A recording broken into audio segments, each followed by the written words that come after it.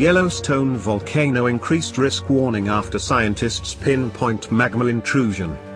Researchers have warned there is an increased risk of hydrothermal explosion at Steamboat Geyser after pinpointing a body of magma that intruded below Norris Geyser Basin years ago.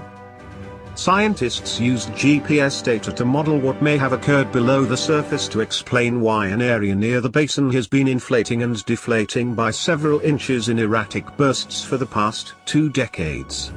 Their research, published in the Journal of Geophysical Research, revealed a body of magma had intruded beneath Norris in the 90s.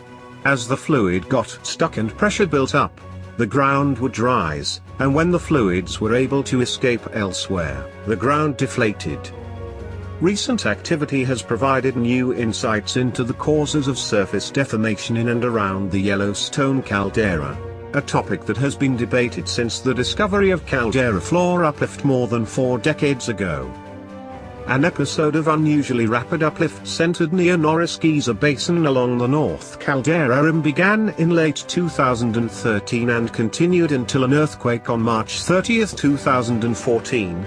Thereafter, uplift abruptly switched to subsidence.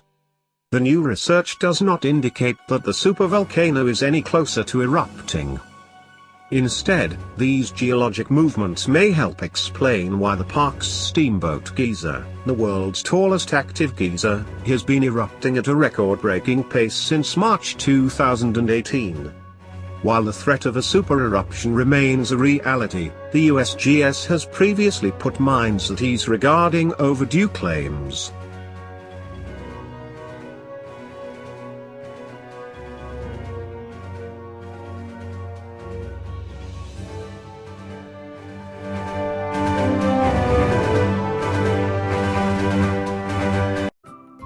Thank you for watching.